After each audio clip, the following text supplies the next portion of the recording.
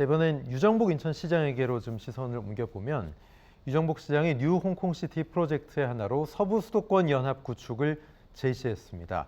자, 서부 수도권 연합, 이게 어떤 의미일까요? 예, 지금 말씀하셨듯이 서부 수도권 연합 구축을 제시했는데요. 이건 인천시가 인접도시와의 연계를 통해서 한층 더 발전을 꾀한다, 이런 구상이 되겠습니다.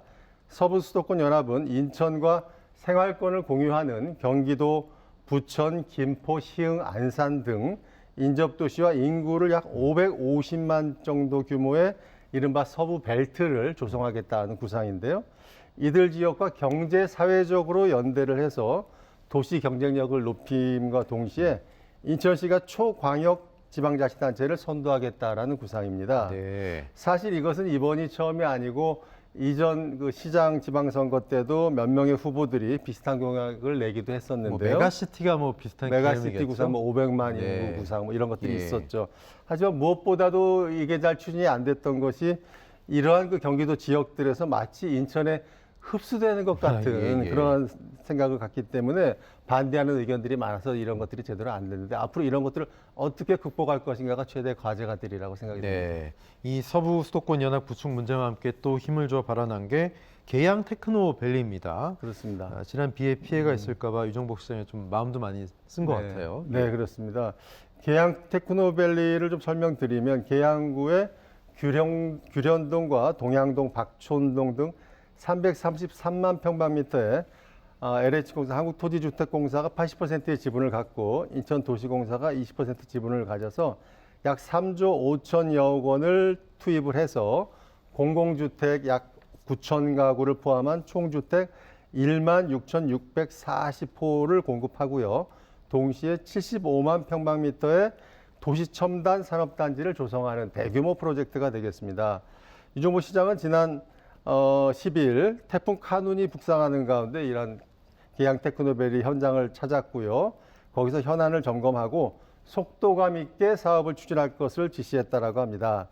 특히 계양 테크노밸리가 3기 신도시 중에서 최초로 조성되고 있거든요. 그런 만큼 주거를 안정화하는 것과 동시에 도시 첨단 산업단지 조성으로 자족 기능을 강화해라, 이렇게 지시했다라고 합니다. 네. 유정복 시장의 현안 해결 관련 쟁걸음이 이어지고 있는데 민선 8기 1년 평가 토론회가 최근에 있었습니다. 토론회는 인천 YMCA와 인천 도시 공공성 네트워크 등이 공동으로 주최했는데요.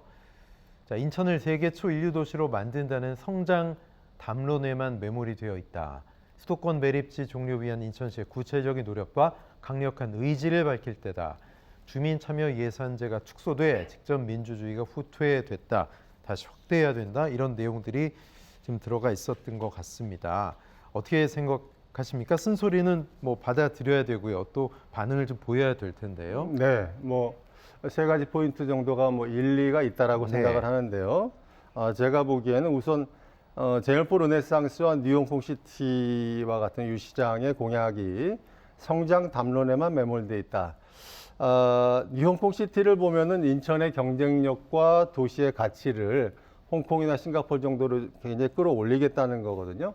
그래서 어떻게 보면 성장 담론으로 볼 수 있는 측면이 있습니다. 네. 하지만 제물포 르네상스를 보게 되면 인천항이나 인천의 원도심을 개발하겠다는 게 주요한 포인트거든요. 네. 즉 신도시 경제자유구역이 발전하는 가운데 정체되는 원도심을 끌어올리겠다라는 거로 본다면 이거는 성장 담론보다 어떻게 보면 균형 발전 전략에 그렇죠. 가깝지 않나라는 예. 생각이 듭니다.